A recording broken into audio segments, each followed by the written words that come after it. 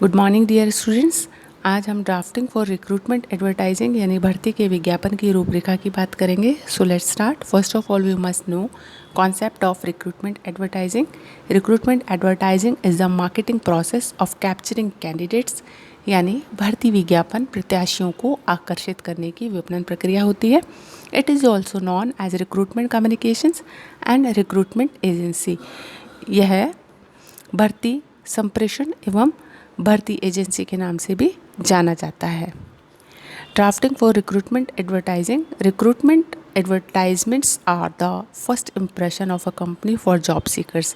कार्य चाहने वालों के लिए भर्ती विज्ञापन कंपनी का फर्स्ट इम्प्रेशन होता है। भर्ती विज्ञापन के द्वारा ही कैंडिडेट्स यह जान पाते हैं कि कंपनी किस तरीके की है, उसकी कैसी क्रेडिट है और किस प्रोडक्ट और सर्विसेज पे वह डील करती है, उसका एक्सपांशन कितना है, सारी जानकारियाँ वह भर्ती विज्ञापन के द्वारा जान सकते हैं। So recruitment advertisement are the first impression of a company for job seekers. So the advertisement should create enough interest to draw the prospective candidates to read on and want to know more. इसीलिए भर्ती का विज्ञापन प्रभावशाली होना चाहिए जो candidates में इस विज्ञापन को पढ़ने के लिए इंटरेस्ट क्रिएट कर सके और योग्य एप्लीकेंट्स को इस जॉब के लिए अप्लाई करने के लिए इंस्पायर भी कर सके। Elements of drafting of good recruitment advertising. Recruitment ad should have the power and objectives to grab the reader's attention, create interest, fuel desire and incite actions।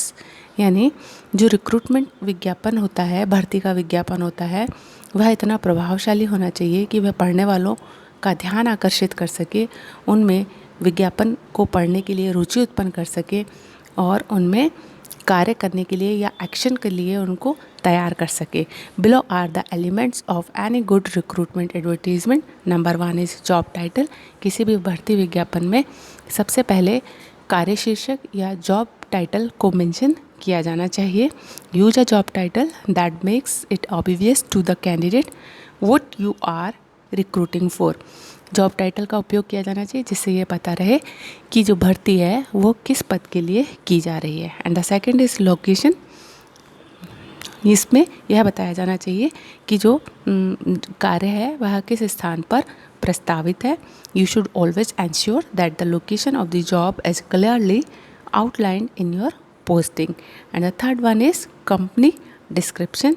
यह विज्ञापन का सबसे इम्पॉर्टेंट पार्ट होता है। This is your opportunity to sell the company to the reader. Positions your company in a positive light and highlight the reasons that makes it a great place to work. Has the company won rewards? What is the environment like? Does it have a long history? And is it stable, growing, maybe?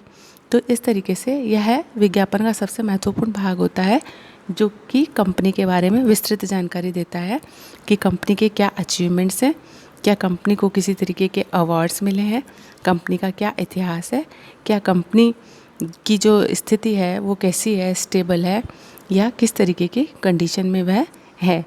तो इस हिस्से को काफ़ी attractive and impressive बनाया जाना चाहिए, लेकिन true fact के साथ में।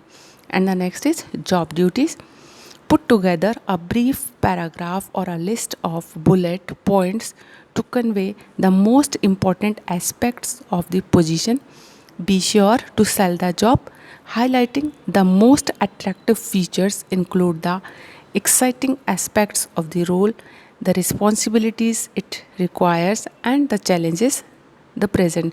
यानी जॉब ड्यूटीज़ के बारे में समरी बताई जानी चाहिए कि इस कार्य को करने के क्या एस्पेक्ट्स हैं, क्या एक्साइटिंग एस्पेक्ट्स हैं, क्या रोल हैं, क्या रिस्पॉन्सिबिलिटीज़ हैं और इसमें क्या चैलेंजेस हो सकते हैं, इन सब के बारे में बताया जाना चाहिए। या क्या चैलेंजेस जिसमें प्रेजेंटली हैं उसको मेंशन किया जाना चाहिए। And the next is skills and qualifications. Use these sections to outline the desired requirement for the job such as education level, and credential, years of experience, computer skills, as well as any other related skills. Candidates will use this section as a checklist to assess whether they are likely to be successful in their applications. Be as specific as possible in the area, otherwise you risk getting too many responses from unqualified candidates. तो विज्ञापन के इस हिस्से में कुशलताओं और शैक्षणिक योग्यताओं की बात की जाती है. इसमें यह बताया जाता है कि पर्टिकुलर उस पोस्ट के लिए व्यक्ति में क्या योग्यताएं होनी चाहिए, क्या सर्टिफिकेट्स उसके पास में होने चाहिए, क्या वो कंप्यूटर स्किल्ड होना चाहिए. इसी के साथ साथ उसमें एजुकेशन लेवल को भी मेंशन किया जाना चाहिए. तो यह वह हिस्सा होता है जो कि ये बताता है कि एक कैंडिडेट को अप्लाई करने के लिए किन क्वालिफ़िकेशंस को पजेस करना ज़रूरी होता है, या उसके पास में क्या क्वालिफ़िकेशंस रिक्वायर्ड है और क्या स्किल्स रिक्वायर्ड है. लेकिन यह बहुत ही पर्टिकुलर और स्पेसिफिक होना चाहिए जिससे कि अननेसेसरली जो क्राउड है वह नहीं आ सके और जेन्युइन पर्सन ही इसके साथ में जुड़ सके. And the next is salary, यानी यह वह हिस्सा होता है जो कि कैंडिडेट्स को क्लियरली इंटीमेट करता है कि पर्टिकुलर पोस्ट के लिए क्या फाइनेंशियल स्टेटस रहेगा या क्या सैलरी ऑफ़र की जाएगी. While many employers are hesitated to include a salary range for the positions, including salary information can be very beneficial in pre-qualifying prospective candidates.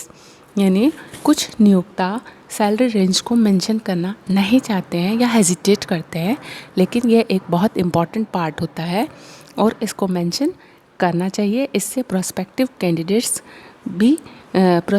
Candidates को decision लेने में हेल्प मिलती है कि उनको कंपनी में पर्टिकुलर पोस्ट के लिए अप्लाई करना चाहिए या नहीं करना चाहिए.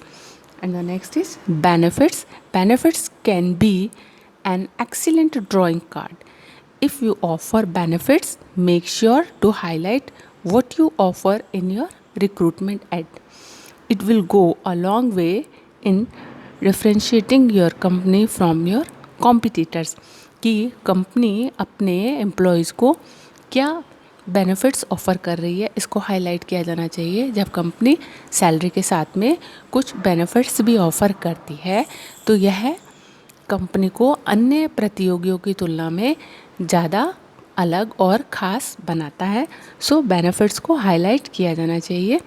ऐसा करने से प्रतिद्वंदियों की तुलना में योग्य आवेदकों को प्राप्त किया जा सकता है. So it will go a long way in differentiating your company from your competitors.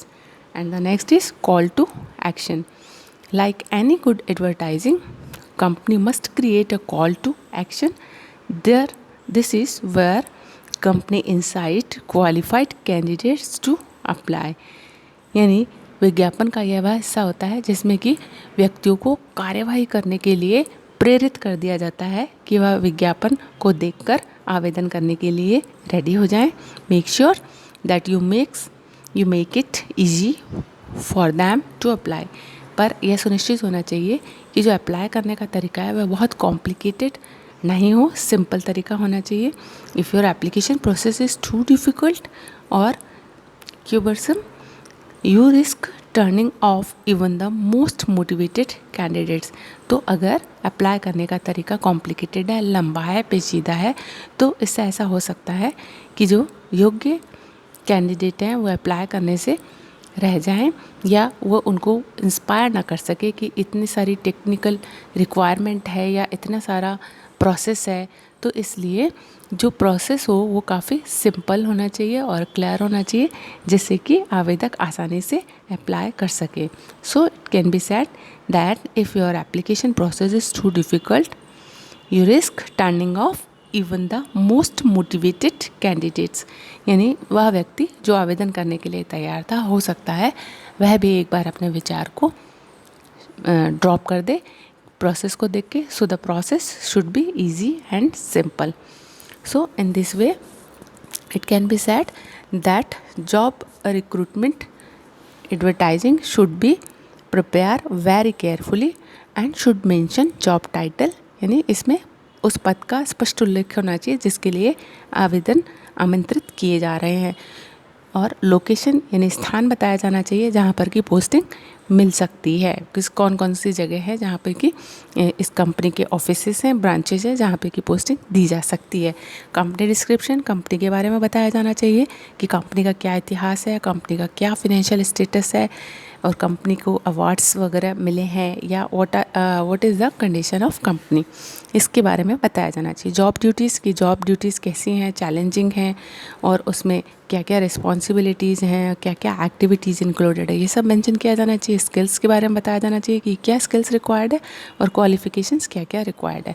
Salary mention की जानी चाहिए, यह आवेदकों को निर्णय लेने में हेल्प करती है कि उन्हें कंपनी में आवेदन करना है या नहीं करना है। बेनिफिट्स को हाईलाइट किया जाना चाहिए और अंतिम स्टेप ये होता है कि कॉल टू एक्शन यानी कि कार्य करने के लिए उन्हें तैयार करने वाला विज्ञापन होना चाहिए। सो it can be said that in this way an effective recruitment advertising can be drafted. That's it. Thank you.